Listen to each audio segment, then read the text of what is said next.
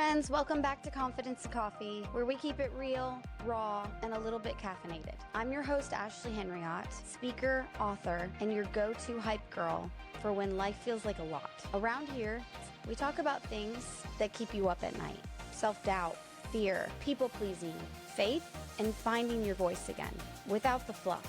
So grab your coffee, pull up a seat, and let's talk about stuff that actually matters.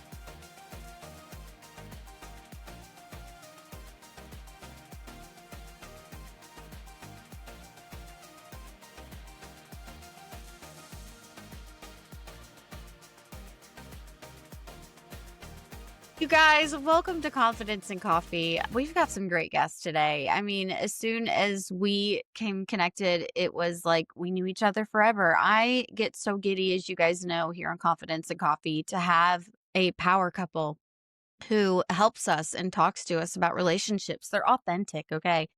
And that makes me even more giddy, which is why we're starting the conversation that we're starting. So welcome back to Confidence and Coffee.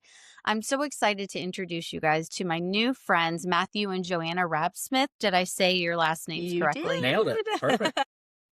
Hey. Listen, you guys, they are sought after speakers, okay? They're experts who have been featured on numerous podcasts and have spoken to packed rooms at multiple conferences. And maybe you've ran into them a time or two at one of these conferences. They have a shared passion for helping others thrive in intimacy. Can I get an amen on that? Because we've all had our struggles, and you know I've shared mine. They inspire audiences to transform their lives and relationships through actionable insights and heartfelt stories. They share their testimonies, their own experiences, and what they've overcome. And they help hundreds and thousands of others and couples find lasting connection in their engaging storytelling and their expertise and their practical advice. How many of us love practical? Your girl over here loves practical. You guys, I'm so excited to have you. And I'm so honored to be talking about your book, Building True Intimacy. Yeah. First off, can you just tell us a little bit about more of what you do? Because your book that came out in 2023, Building True Intimacy, sold over like thousands of copies at this point, I'm sure. Yeah. Yeah. Go ahead. We run a couples coaching practice. We actually specialize in working with couples who are really trying to restore and overcome after infidelity, affairs, betrayal, even sexual addiction. And that helped us to try to think about, when we wrote a book, we wanted to write really about what we had learned through that journey, because that was actually the journey we went through as a couple, unfortunately, but that led to the kind of marriage that we really had wanted our whole life. And so when we sat down to write the book, what we really wanted to do is, what is it that we learn from these couples who make it to the other side? Because what's really crazy is there are couples who have dealt with betrayal and infidelity who have amazing marriages. I mean, not just like we exist in the same room, like they have rock star power couple relationships. And so we really wanted to conceptualize what are those pieces and how can every couple learn something, right? How can every couple learn to improve their connection and to have the kind of partnership that they really designed for? Yeah, we've created a framework with our co-author, Dan Drake, of kind of that healing journey for couples. And we call it the intimacy pyramid. That's what we talk about in the book. And if you imagine a triangle that's similar to Maslow's hierarchy of needs, right? Where the bottom level has to come first, then the next. Oh, do you really? Oh my gosh. It's amazing, right? And because it really there's so much it kind of can correspond to. And we realized with these couples, right, we kind of created this intimacy pyramid because all the couples who came into us after betrayal, we couldn't believe it, but they all wanted this to work. They were like, we want this relationship to not just survive, but to thrive. We want that deep connection, secure attachment, intimacy, but is it even possible? And so we created this path to help them understand not only is it possible, but here's how. And so starting at that bottom layer, there's honesty. On top of honesty, you build safety. On top of safety, there's trust. On top of trust, there's vulnerability. And then at the top of the pyramid, there's intimacy. And as we were creating this and working with it, we realized this is just the framework for healthy intimacy and relationship, period, not just after betrayal. And everyone needs to know about this. Everyone needs the skills, the tools, the understanding of how to create a healthy relationship. Because I think that's what every couple wants, right? As they're coming together, as they're getting married. But Yeah. so many couples, they don't know how to do it. That was our story, right? We got married. We're like, yes, we're going to have an amazing relationship. We both want that. And then we both went and we have no idea how to build that. And we fell on our face that first year of marriage going, okay, we have no idea how to build healthy relationships. So trying to put tools in people's hands so they can make possible their dreams for their relationship. And one of those, so you talk about building true intimacy and then creating the connection. Connection is so vital. I know a big issue in my own marriage was intimacy and communication. Mm-hmm. And a lot of the intimacy aspects was mostly like on him. Like, you know, it was like men struggle with that, I think, more so. But but I know that you guys talk about in your book this model called the intimacy pyramid. What is intimacy? Like, how can you define intimacy for everyone? And then talk a little bit about what that is. Yeah, we talk about intimacy as it's this life-giving, thriving connection. And one of the things we know about intimacy is it doesn't bring life just to the individuals. It brings life outside of us. All of us have been around people who they give off this positive energy, right? But we've also seen the same thing in couples. We've been around couples that you're like, I just like being around them. I like what their relationship puts off. And that's really what you find when there's true intimacy. Their relationship becomes life-giving to other people because it's filled with passion. They're excited about who they are as a couple. They like being around each other. They're like, let's do more of this. But there's also usually a deep sense of purpose. There's a sense that there's a reason that we exist. Part of our relationship, we call our usness, like who we are together, right? Not just Matthew or Joanna individually, but the Raabsmiths, like who are we as a couple and what effect are we having? But we also see what's really interesting is couples who are really intimate, they're also playful. They're silly. They're able to be kind of relaxed and free with each other. And that's that amazing mix. When you have passion, when you have purpose, when you have play, you have something that you want to invest in more and more. And that's what we would see with the couples we work with. As they would get closer to the top, they wouldn't retire. They'd be like, okay, what next? Right? That's what they kept asking us. Like, okay, what next? What else can we work on? What else can we improve? Yeah. Because the relationship stops feeling like work and it starts feeling like opportunity and this chance to kind of grow both individually and together. Yeah, and it's also a very holistic and integrated connection. If you think about intimacy as like there's a connection that's happening here, and it's where I get to be fully known and I get to fully know my partner. And that means emotionally, that means physically, that means spiritually, right? And so in the book, we also talk about the holistic aspect of intimacy and what it looks like to cultivate all those different areas and aspects of connection that we can foster together as a couple. Yeah. Listen, I love that you guys are like, Matthew, you pointing out, like, it's almost like it's more than yourself. Like the way you brought up the Raabsmith team. Like that's even what you call it. Like it's not just about the individual, but like how beneficial and magnetic is your relationship. And on a spiritual aspect as a Christian, how much that draws people to you that ultimately draws them to Christ. And that's the goal. I mean, God says in the Bible, love your neighbor, love your spouse more than yourself, serve them, more than yourself. And so in that regard, it's like, how beautiful is that? But let's be real, how difficult is that? Especially with somebody like we're naturally selfish, but then I know for me in my past, like I wrote a book and I've been on my own since I was 15. like there's a lot of trust issues, right? Like, Mhm. and so it's like Yeah. we have to almost individually deal with our own traumas because they bleed into the relationship. From your Absolutely. guys' experience, I know you guys talk a little bit about your testimony, your relationship in your book. Do you want to share just a little bit about what you have Yeah. conquered and overcome? Absolutely. Yeah. Absolutely. Yeah. Joanna kind of mentioned it. We got married and we were excited. Like we were really excited about marriage. We actually were put off by a lot of people because they did like, oh, old ball and chain. And like, once you get What married, is it's all that? downhill from So here. And we were like negative. so annoyed. We're like, we would like to be happy, but we didn't really know how. I had not necessarily come from the greatest family system when it came to relationships. There's a lot of toxicity. Joanna had a really good model, but not a perfect education. And so we stumbled. And I mean, we were falling all over ourselves trying to figure out how do we make this work. And Wow. we're the kind of people when we don't know how to do something, we just start reading. We will read anything until we can kind of figure it out.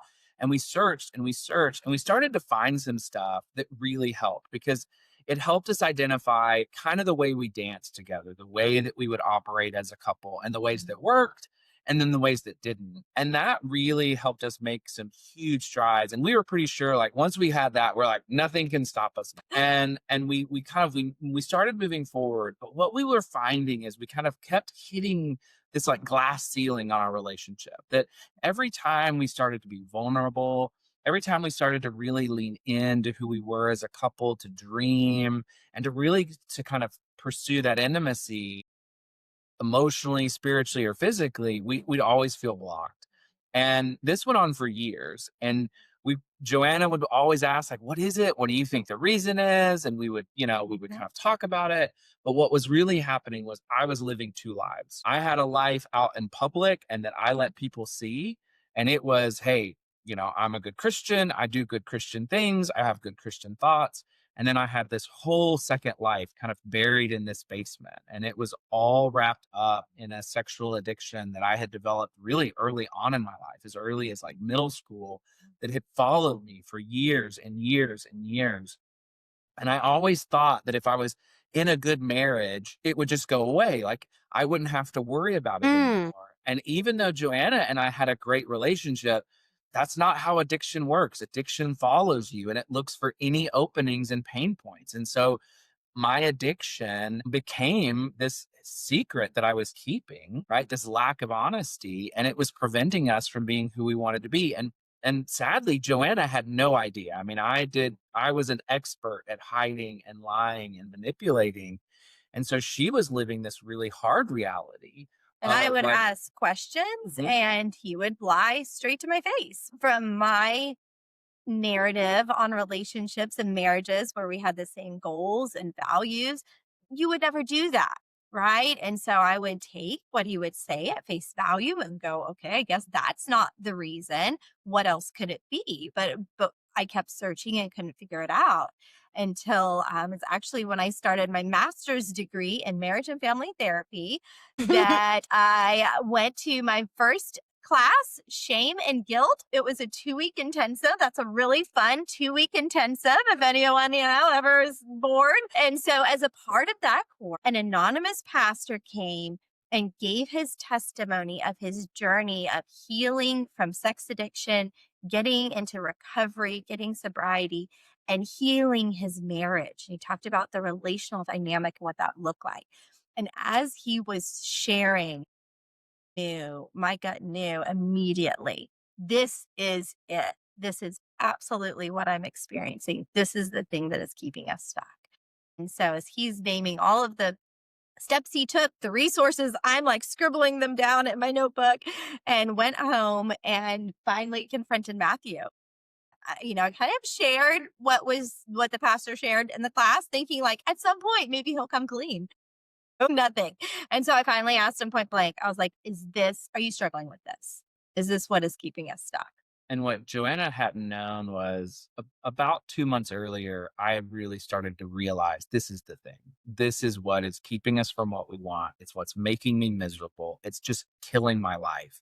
But I had no idea how to stop it. I was for sure that if anyone found out, I would be alone. I'd be cast out. I'd be hated. I would lose jobs. It would just all fall apart.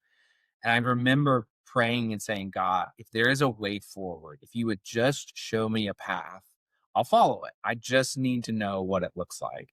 And so she comes home and she starts telling this story, and I can just feel like God being like, here's your path. And I'm like, dang it. I don't necessarily want the path right now. Like, there was all of this turmoil inside of me, but there was also this feeling that, like, okay, this is it. This is what I asked for. Like, I told God if he gave me a path, I would walk it. And so she's like, this is, she didn't know, but she was laying out all the steps. And I was like, and then finally, when she asked, 35 years of my life, the answer had always been no, absolutely not. That's not my issue, right? It had always been lies.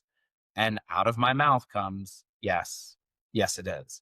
And I was pretty sure when I said it that our marriage was over. I was pretty much sure she was going to go, great, thanks, move out, go away, don't come back. And amazingly, Joanna handed me the sheet of paper with all the resources. And she was like, here's what you need to do. And get started. 35 years. How long? So, okay. So we're going to get real here. Yeah. Okay. So it sounds like, I just wonder, I just can't imagine, because I went through the same thing as like that shame aspect of like, Yeah. how many others are hiding something in the aspect that it may kill something, but it's already killing it slowly. Exactly. Like the fear that it's already happening. And it obviously, there was that disconnect, but it was like, there was that shame aspect of like, still, then it'll really be over. And I just hate shame for that. Like I hate that because it destroys so many relationships. It just, because here it is like, Joanna, you're trying to help. Like you want to fix. You're like taking courses, for God's sakes. Oh my gosh, girl. I mean, you have went above and beyond to have a great marriage. I love it, by the way. It's like, so do I send the TikTok video of like, hey, you have these issues? Or no? But anyways, like my aspect is like, so you didn't just find out, Joanna. Like you didn't like you just, but you had a suspicion. Yes, absolutely. Yeah. Because there's so many things that would happen in our relationship where if this was going on, it would make sense, right? Like all the puzzle pieces would fit together. But he kept saying, no, that's not it. No, that's not it. No, that's not it. So I kept searching for, okay, what else could it be? And it was kind of like, okay, in that testimony, in that story that I heard, the pieces were put together. And it was like, this is what it has to be. Like it's pretty clear that this is it. And now the question is just, is he going to be honest about that or not? Which I think partners experience when they stumble on something and discover something in the same way. Partners I work with, they've felt something is off, but they haven't known what. They stumble on something, they find something, it may be a text message, a computer screen, whatever it is. And all of a sudden, that's the missing piece that all fits together. And now they're confronting their spouse going, something's going on. And are you willing to be honest about that? Sometimes they are, sometimes they're not. Sometimes they double down on the lying and the betrayal.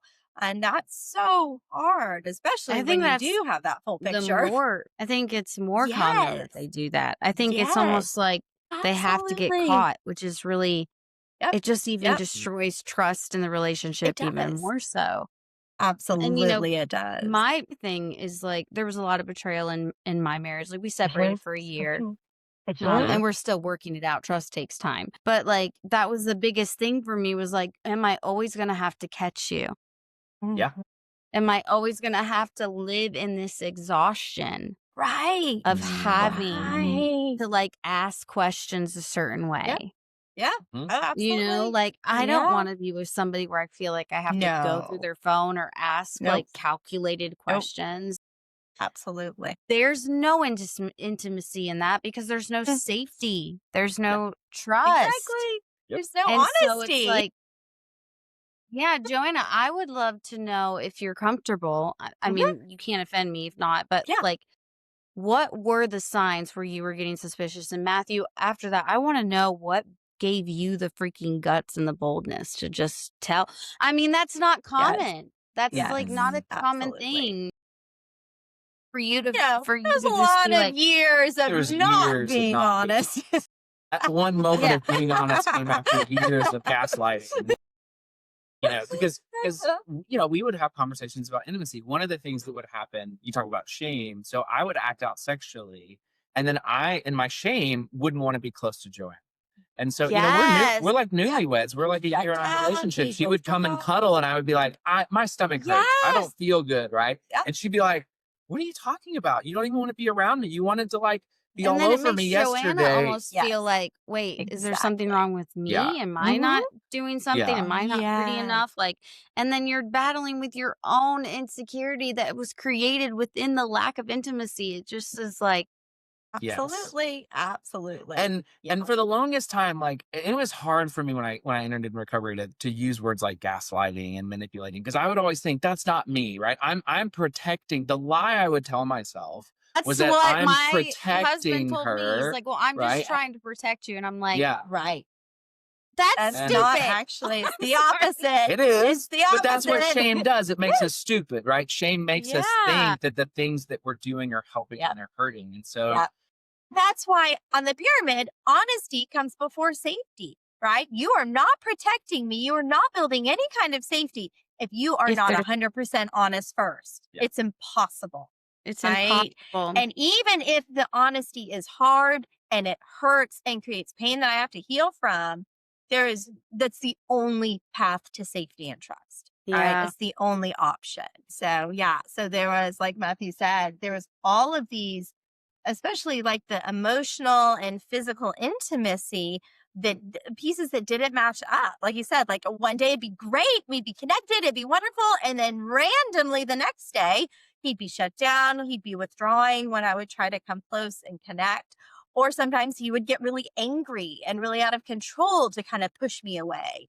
And I couldn't figure out why these reactions were so big to the idea, right, that kind of goal of connection and intimacy, which verbally he would say, yes, he wants, and he's on the same page and we share that goal. But then when it came time to show up with each other, he was never there. And so that was the piece. Or he would be there part of the time, and then randomly, sometimes he would be there, that chaotic experience of connection and intimacy, which again, doesn't feel safe. One of the pieces of safety is reliability, consistency, right? And I couldn't trust that he would show up reliably and consistently in our relationship for that experience of connection. And again, there was no reason that I could see visibly, right, of why that was happening. And even after we did some good relational and emotional work, I think kind of shared early on in our relationship, we found some resources that helped us be able to track patterns. We call them the pain cycles when we get emotionally triggered. What are the destructive ways we react that hurt our partner, and then they react destructively and it hurts us. And so we react right and we get caught in this cycle. That's good. And we're able to change a lot of that, but not all of it. And I couldn't figure out why. And so that was a lot of what I was experiencing in the relationship, and just had these big question marks of like, okay, and probably starting to feel really hopeless because we had done so much to try and work on it, but we're still getting stuck. And like, there was no clear answer. And so really starting to feel hopeless, really starting to feel depressed, or feel like I'm going to have to settle for the relationship I didn't want. Like, this is not the kind of relationship I wanted long term. And you guys worked so hard to not be there. It's not like you both wanted that, you know? And that's the No. thing, Matthew. It's like you knew who you were, and you knew this wasn't who you are, but this is something that you were struggling with. Yes, So I absolutely. need to know. And I know, Matthew, listen, you know this, like from your experience, but there's so many men and women out there that are struggling with that same shame. It's like, how did you confess? Because they've lived with it for so long. It's almost like the lying almost became an identity, the gaslighting, the manipulation, you know? And it's like, how do you get out of that cycle within your own self and your own wrestling? And Joanna, after she shares that, how did you forgive and be like, look, we're working on it. I'm not walking away. And Matthew, how freeing was that? Yeah. And it was a long journey. And I tell people all the time, like, I love the story that the one time I struggled with destructive sexuality, I was like, that's not for me, and moved on. It wasn't. I mean, it was years of engaging. It was years of the secret life. I think what really set me free were two things. I think honesty and hope. I started to get honest. I think I started to take a really good look at my life, and it wasn't where I wanted it to be. Our relationship where it wasn't where we wanted it to be. Financially, we were struggling. Career-wise, I had really hit kind of like burnout and was just everything was kind of collapsing in on itself. And for years, I had lied and wanted to make all of those things somebody else's problem, I have a bad boss, I have a bad this, the world is against me, taxes, anything I could blame, right? That wasn't my fault. And eventually I started to be like, well, some things are my fault. Like some things I am doing that are making this worse. And I really just got to that point where I was hopeless. I was like, God, this is going to destroy the one thing that I truly care about the most. And I think Joanna and I did have a relationship we liked. I didn't want to lose it. And I could see we were losing it. And I could see as she did work to improve herself, like she was leaving me, right? She was not leaving me like relationally, but she was getting better and better. And I was getting worse and worse. And I was like, there's no future if I continue to tank and she continues to grow. And I think it was out of that desperation, but it was also out of hope. And that hope truly came from God's intercession in my life up until that point. A couple of years earlier, I had really struggled with rage. I had grown up in a family with a lot of chaotic rage, verbal, physical, big explosions. And I always just was like, I hated that about my personality. I hated that about how I showed up in relationships. But I would still punch holes in walls. I would scream. I would go just really out of control to stop an argument. And I didn't think I would ever get rid of that. And some of the work that we did early on our relationship, I saw just incredible changes. God did such a cool work on my heart and showed me like how to learn what I was feeling, how to change what I was doing. And so I remembered that. And I remember kind of praying and being like, God, if you could help me there, like if you could help me be someone who doesn't choose rage, I know that you can help me be someone who doesn't choose porn, who doesn't choose sex, who doesn't medicate any of my negative emotions, but actually deals with them. I know you can. And I think that was part of the hope. And I think without that hope, it would have been really hard. And it was hearing that story. It was when someone was willing to tell their story that they made it, that I was like, okay, I know it's killing me. I know I've done this before, and there is a pathway of hope. And that's really what brought those words out of my heart. I think that it was what I've been wanting to say for years, which was to take all of these coverings off and to be real. The Bible talks about like, they were naked and unashamed in the beginning. And that's what we all want. We want to be fully seen, fully known, and not covered in our shame, but we're so scared, right? And I think it was getting to that place where I was like, this is the only way forward. But I also recognized in doing that, I was giving up control, which is really, really hard because part of lying is it's a control mechanism. I had all the power in the relationship. I knew everything. Joanna didn't, right? She had half the information. And so by me giving her that information, I was giving up control because she had the right to go, okay, you're toast, right? We're done. And so, but it was recognizing like, I don't really have control anyways, because all I'm doing is killing everything with this control. And so it was giving it to her and also recognizing like, I don't know what it's going to mean for her. Like when I was honest with her, I didn't know what it would mean. And it was hard, honestly, to see the impact that it had on her. If you want to share that impact. Yeah. Well, how many years did you hide it? Just real quick. So I hid it from Joanna for the first 3.5 years of our relationship. And like I said, till it really kind of came to a head. Yeah. And we've been in recovery now for almost 14 years, right? So August 1st, 2013. I mean, wow.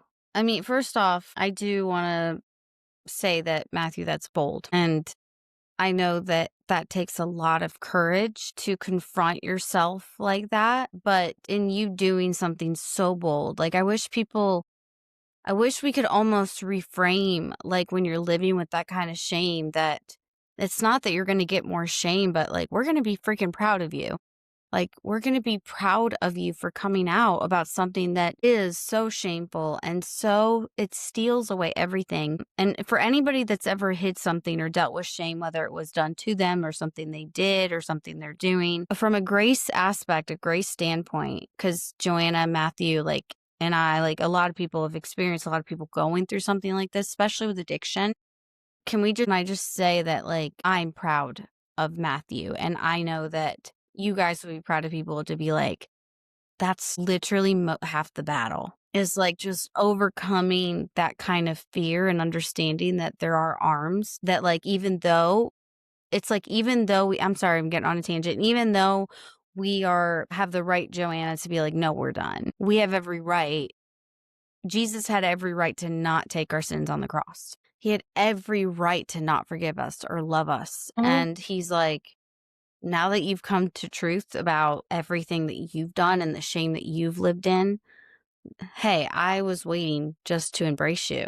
It's like the prodigal son. I was waiting for you to come home. I wasn't here to shame you. And if people that are living with that kind of shame, if you're listening here today, no matter what it is relationally, understand that not only do you deserve a free life, so come out with it at the risk that you may lose the other person, but they also do too.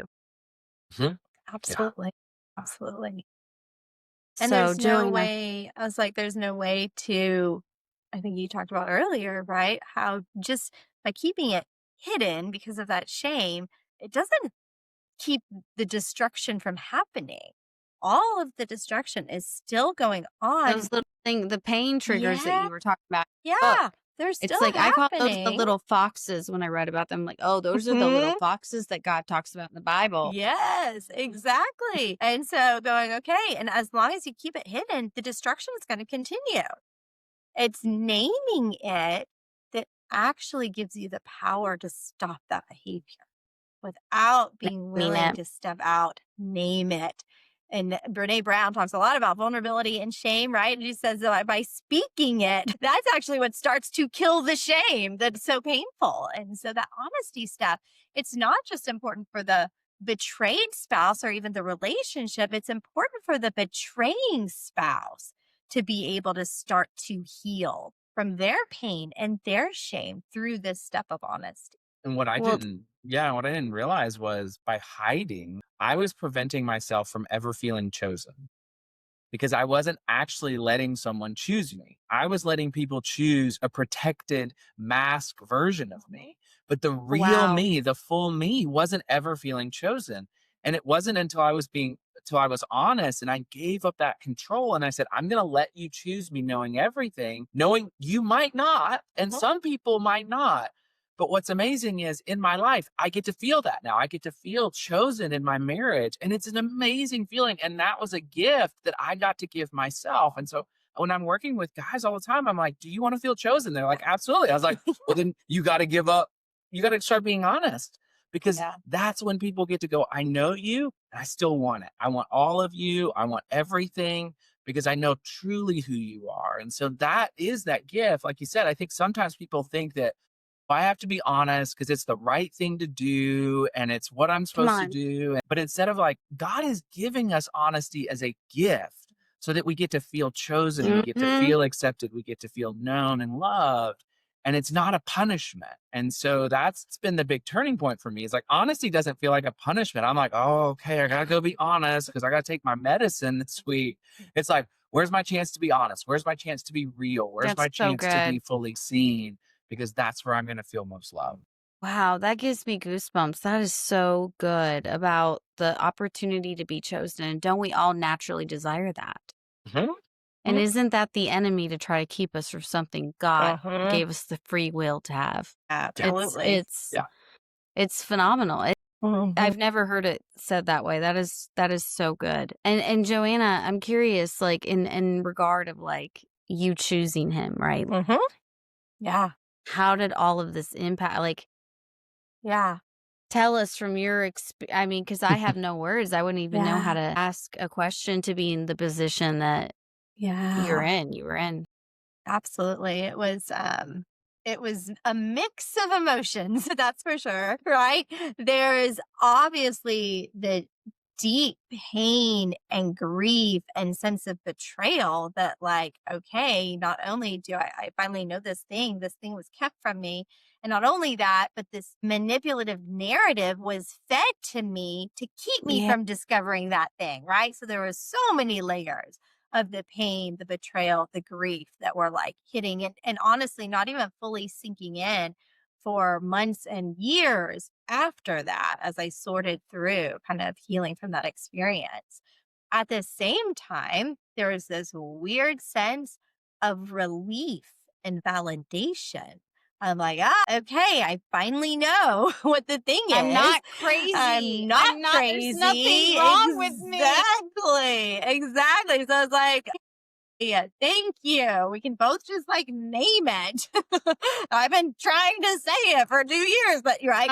And so there's like that relief. And then this weird sense of kind of finally some hope, right? It's been named. It's out there. The thing is on the table and we can finally choose to either do something about it or not, right? Hope. That's an interesting Yeah. word. Talk to me about Yeah. There was finally some hope. There's finally some hope. And right, it's like, if I know what the thing is, I can do something about it. I think it was the years of trying to figure out what it was and not be right. It's kind of like people The who worst struggle feeling ever. with some type of like sickness or illness, but the doctors can't figure out what it is. Just that feeling of like hopeless and out of control.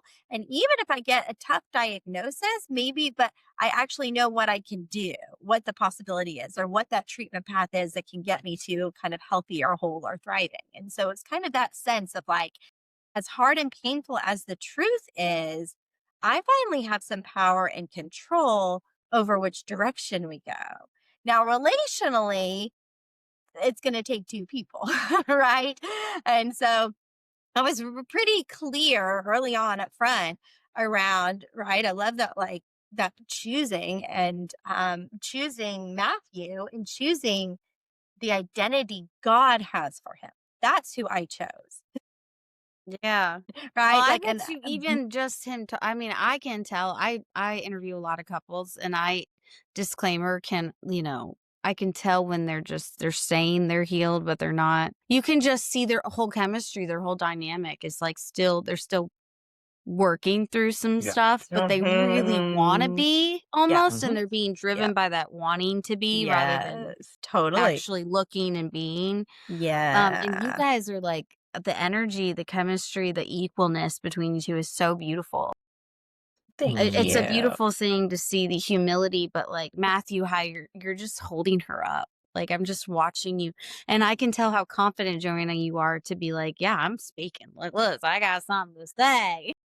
Let me go ahead and say it. But you giving her that safety and freedom is Yeah. like, I just have to recognize that like it's something that you can see. I And love that.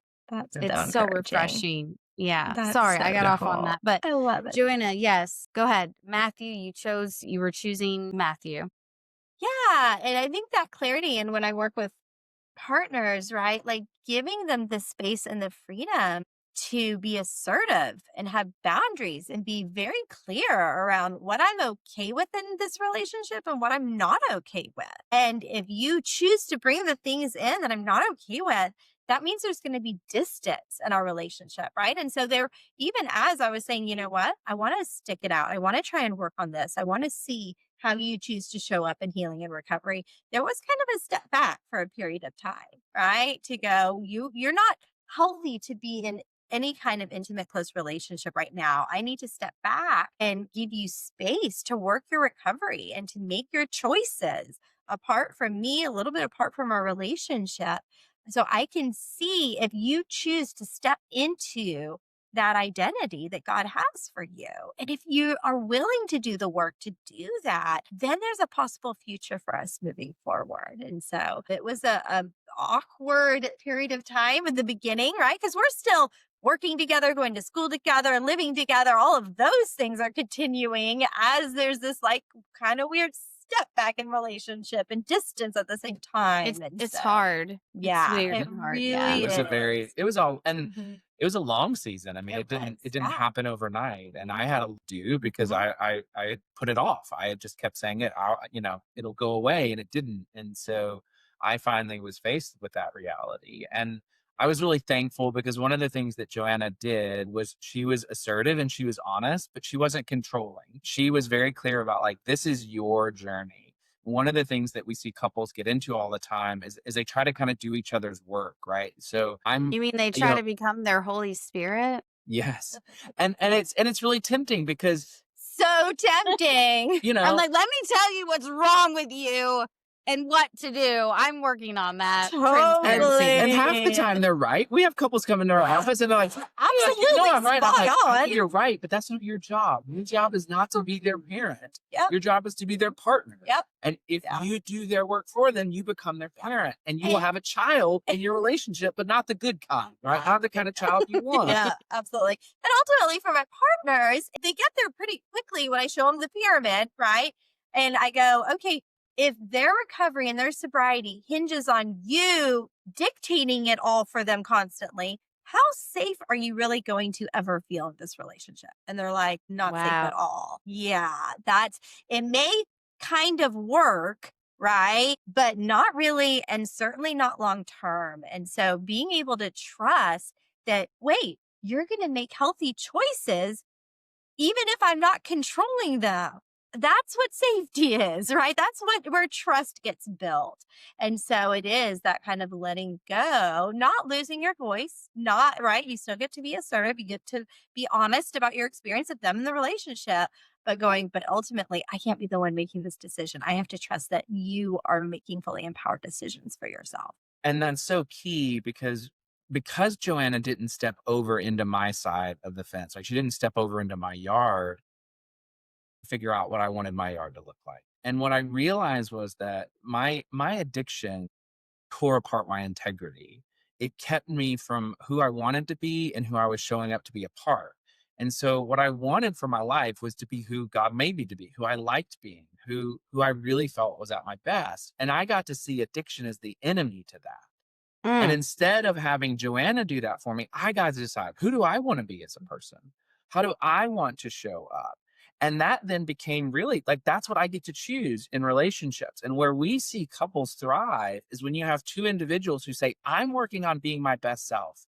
I'm not working. My job is not to parent and to take care of or to be dependent on the other person. My job is to be responsible for myself. And in that fullness, I give whatever I have to the good of the relationship. And so because Joanna stepped back, I actually got to step up and I got to learn, wait, I'm capable of more.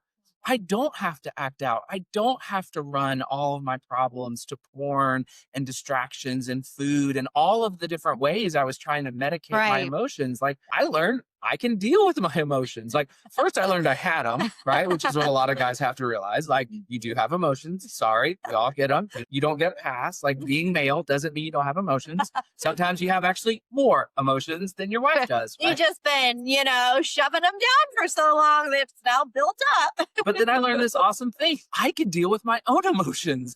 And that's so freeing, right? Yes. And it was so nice because then I got to show up. And what's great is, shame resiliency is built on responsibility. The more responsible I was, the less shame I felt. A lot of people think that like shame is built by just like feeling a lot of feelings and going on these, but shame is usually built by like being who we're designed to be, that integrity. And as I was able to show up in integrity, build my sobriety, get into recovery, feel more like myself, I had less shame. And it wasn't shame dependent on her because early on in our relationship, all I could think about was, what is it going to take for me to be trusted again? But that's usually the carrot that ruins every recovery couple. When the husband or the betrayer is working on being trusted again by the person. Trustworthy. Yeah. Yes. And I realized like my job is to be trustworthy. And so once I realized that, like I'll be trustworthy and then she gets to decide what she wants to do. amazingly, most people want to trust their partner. Like, that's what I tell the guys that I'm working with. Like, people don't want to be in a marriage where they don't trust the other person. This But isn't if a you try to, contest. but if you try to pull trust from them, it's like pulling anything from them. It's like pulling teeth. As long as the goal is to be trusted, I have to control and manipulate how my partner feels about me. So I'm coming into the relationship controlling and manipulative, right? And imagine how quickly that's going to rebuild trust. It doesn't at all. It breaks it down. And so I get more scared and I control more and manipulate more. And right. And you just actually spiral in the complete opposite direction. And like a great example of that would be is like, I realized that lying was so cooked in and embedded to everything I did. It was not just about sex and sex addiction. It was everything. I would lie about the food I would eat. I would lie about where my time goes, right? It just became a thing. Yeah. Like If Joanna says, hey, it was control. It was also fear. If Joanna was like, hey, what were you doing earlier? I would say something like, oh, well, I was working on a project. I wouldn't include that I was also checking the score of my favorite football team, right? I would keep that little information out because I didn't want to be seen negatively. And so I realized, oh, that's all cooked in. And so I could be completely sober, but if I'm lying about how much time I'm spending on ESPN.com or what food I'm eating behind her back when she's not looking, I'm still living that life of a lack of integrity.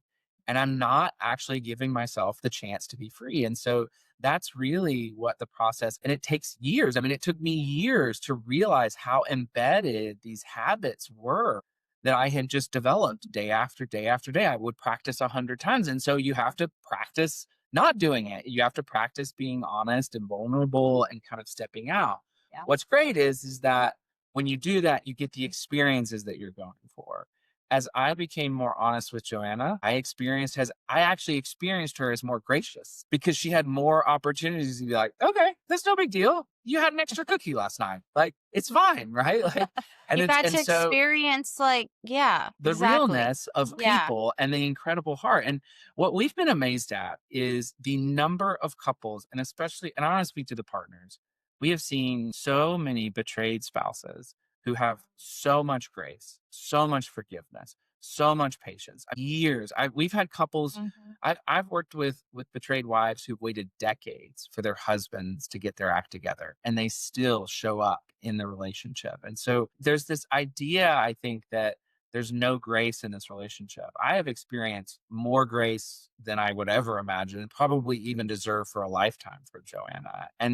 And so that is real. It's there, and it's there a lot more than we realize. But it's only accessible if I'm willing to show up in the relationship as real. If I'm willing to show up in the relationship and kind of be engaged. If I keep myself out of the relationship by lying, hiding, keeping these secrets, I'll never experience that real grace.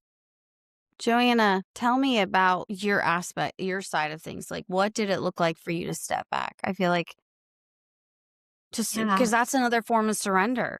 Oh, absolutely. Letting him choose to, like, okay, I know this thing now. I'm choosing to give you grace and, let you work through this. What did that look like for you? Yeah, there is a lot of fear, confusion, probably anger at God in that stepping back process. I think I knew it had to happen. I knew it was the only way forward.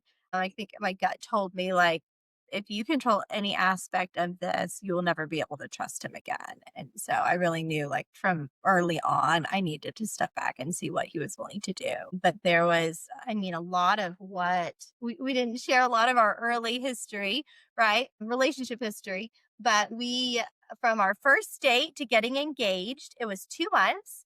From getting engaged to getting married was 2 months. So first date to marriage, 4 months.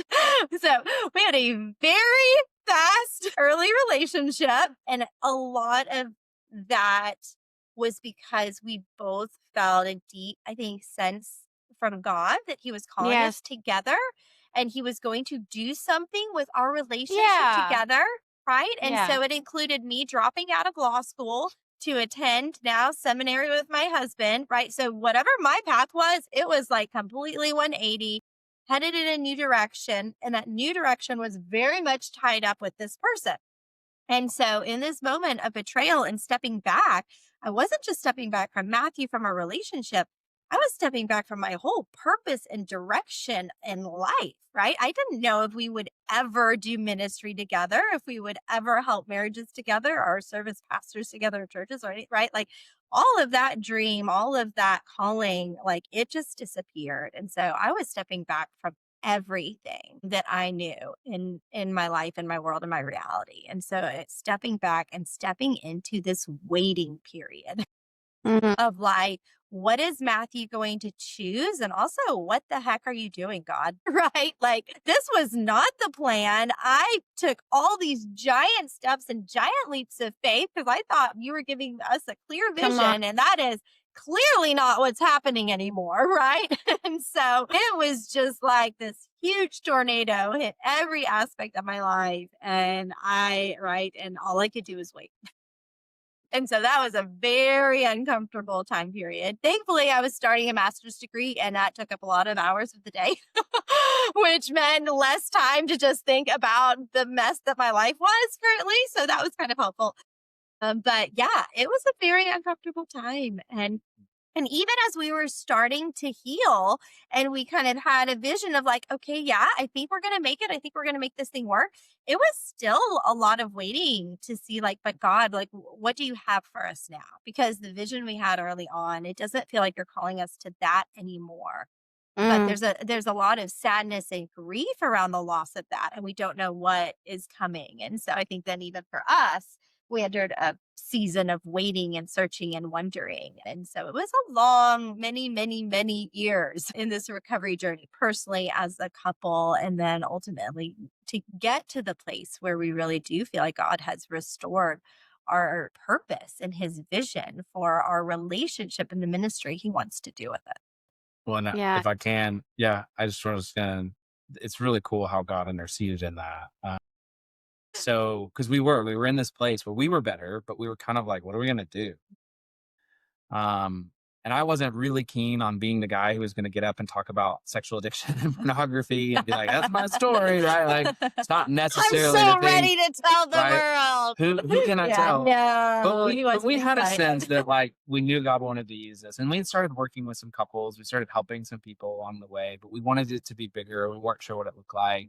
We were down in San Diego. We just moved down there, and I was at a men's breakfast, and it was all people who had gone through like sexual addiction and betrayal. And one of the guys there was like, Matthew, tell your testimony. And so I did. I told the story of this pastor who came to my wife's class and really turned our life upside down and got me into recovery and how we're like better now and starting to help couples. And this guy from the end of the booth just kind of quietly leans over and goes, that's my story. And I was like, oh, you've been through that too. And he was like, no, I'm the pastor. I gave my testimony to that class 5 years 5 prior. years ago. And he goes, and he's like, it was the first time I'd ever given it publicly. Joanna had no idea who he was. I'm texting Joanna. I'm like, who was that guy in your class? And she's like, I don't know. What? I couldn't even pick him out of He it. walks up to me after the meeting and he says, I have been praying to God for the last 2 years that a couple would come to us who wants to help marriages in our church and beyond. But we haven't found anyone. And yesterday, someone told me that they wanted to introduce me to you so that you guys could come and start a ministry at our church. Yeah, God was showing off. God was like, all right, I'm just going to get all. And I go home to Joanna and I'm like, you will not believe who I met today. Really, it took like 30 minutes for me to believe him. I was like, there's no way. I'm confused. Oh my gosh. We came on staff at the church. We started creating recovery ministries. We started giving our testimony publicly and preaching about this. It really bore kind of all that we do today. And it's just, I think, a testimony to, we always think about that passage in 2 Corinthians, right? Where he says, I will give you the ministry of reconciliation. Like we had experienced such reconciliation in our marriage because of God.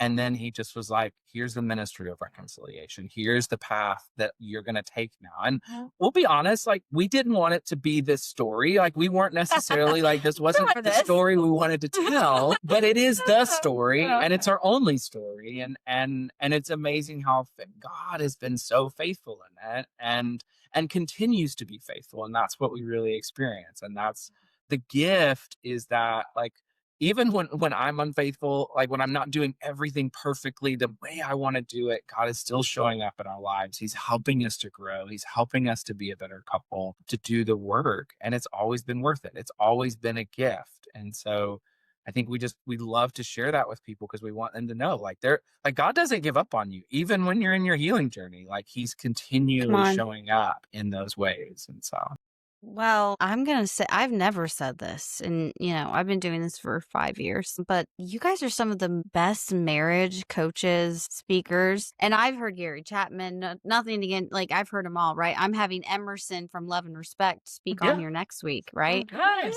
And you guys are some of the best marriage Oh, coaches, counselors I have ever heard in this time. You are Thank you. you are yeah. needed now more than ever in the Appreciate that. dynamic of Yeah. relationships. They are begging for you. God Yeah. knows the need, and that's Yeah. why he's called you. Mm. Like, because I mean, I know myself. It like you have validated every experience, right? Where it's like because I think that marriages have been under attack for years, right? Yeah. Yeah. But like Yeah. Absolutely.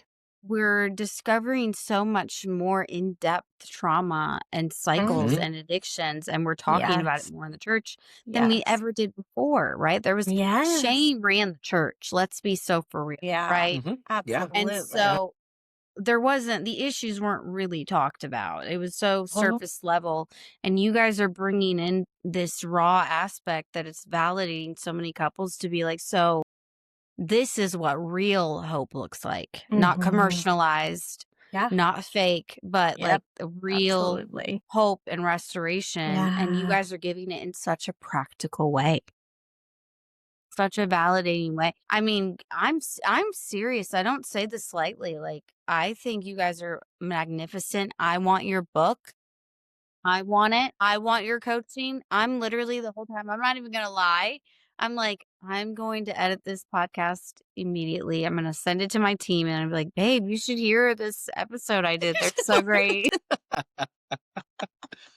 I love And it. then you'll be the teacher, I you love guys, it. I love it. in like That's 3 years amazing. where I'm like, I was supposed to interview you. I was. It is. Well, and it's true. And it's so good to hear because I think our hope more than anything is that our story, our testimony gets to be that hope, that encouragement for couples out there to know like there is absolutely more. God has more for you in whatever relationship it is that you're in.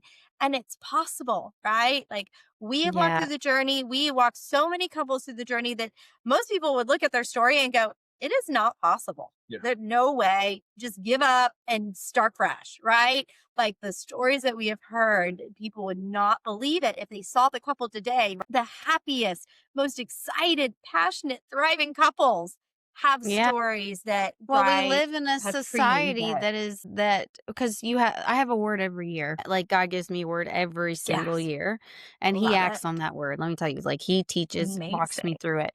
And this year's Amazing. forgiveness. The word is Oh, forgiveness. wow. Oh, And wow. I've learned that we live in a society, in a culture, Mhm. especially, in the social media aspect, where we are educating on the symptoms of shame, Mhm. Mhm. Mhm. and Yeah. then we are taught to leave them behind. Mhm. Mm. Yeah. Mhm. There is Absolutely. no hope of restoration. It's like these are all Right. bad things. Yep. Well, great. Thank you for validating us in the awareness of our pain. Right. But like, we never went to these things because we wanted to leave our spouse. Exactly. We went to these things because what's the other aspect of this then? Is Yeah. there hope? Right. Yeah. Right. Yeah. Is there hope for Absolutely. us? You And don't decide to marry somebody because you hate them. I mean, Absolutely. and I'm telling you, it's become normalized. It's become so normalized to just be like, well, they did not meet my standards, and so Mhm. I'm not going to lower. Where it's like, yeah, Right. have high standards, but we've gotten to. Right. Yeah. I'm a confidence coach, okay? Like, geez, Louise, have them, but also in the aspect of grace. Right. Jesus was confident and also graceful and understanding, and that Mhm. humility factor Yeah. is a part of your salvation. If you don't have it, you don't have Absolutely. anything. You don't have Absolutely. love. all you have is self, and that Mhm. self is only isolating and exhausting and Yeah. unfulfilling. So Yeah. Oh, you're yeah. the only one that's going to go to your Absolutely. party that you're celebrating. Celebrating yourself. I That's mean, think good. about it. So it's That's like so you guys good. are needed more now than ever. And I'm just so grateful that I get to share you on this podcast. You guys, Mm. where can people connect with you? Where can they see you speak? Like your coaches, like how, if somebody listens to this and they're like, I need the book, I want to work with them, how Yeah. could they do that? Absolutely. Yeah, the book's available on Amazon, so you can buy that really easy. Come to you, Kindle Mhm. version, regular version. We're working on an Audible eventually, and so if they want to kind of work directly with us or just kind of be in touch with us, what's really nice, we're the only Raabsmiths in the whole wide world. We actually combined our last name. Joanna was Raab, I was Smith, so we are literally if you just look up Raabsmith Rab Smith. yeah, Raabsmith.com. And we even, one of the things we love to do is we love to give away resources because we recognize like that's what made our marriage like Mhm. sustain when we were really struggling. And one of the things we created was a really easy check-in for couples because we know it starts with honesty. It starts with really being real about what we're going through on a day-to-day basis. Yeah. So if they go to rabsmith.com/free, they can get a free resource. It'll be a check-in that they can use in their relationship. It's just a daily 15-minute opportunity to connect with your partner. And that's whether you've been through betrayal or not. It's just a good way to kind of connect, to talk, and to share with them, to really get into the real work. Because every relationship has work. I love how my mentor said, no one marries the right person. Everybody marries the wrong person, right? Soulmates are what you build and you work on and you create over time. And so part of it is just saying, we're going to be honest and get into that work. And we're going to let God direct our steps as we take that first faithful step of being honest. And so that's a great way to be in touch and Mhm. and to kind of to connect with us. And we love to Absolutely. really be in conversation with people, help them find the resources that are going to turn their relationship around. I love it, you guys. I'm so grateful you came on. I don't want to take up any more of your time. You guys, I will drop their book that is available now in the show notes. You can find it on Amazon. And if you do purchase it as an author, to author, don't forget to share your own testimony, right? Like leave those ratings, Yes. leave those reviews. Absolutely. Like Appreciate that. give back, give the book to Yeah. someone else, okay? And understand that there is hope. If you guys want to connect with Matthew and Joanna, they showed you where. And again, I'll drop all these resources in the show notes. Building True Intimacy is the book title. You guys know what to do. If this brought you any value, any encouragement, any hope, or forgiveness, please drop the rating and review here. And don't forget to subscribe to Confidence and Coffee. I am so honored that you guys listened in and we got to get to know my beautiful new friends. And I will see you next Tuesday. Thanks. Thank you. You guys are awesome. If you loved that episode of Confidence and Coffee, stop right now. Go leave a rating, a review. Tell me how this podcast episode inspired you. How did this inspire maybe a friend that you know? I would love to hear your testimony. Maybe screenshot, tag me in it on social media, wherever you are, so I can celebrate and share it with you.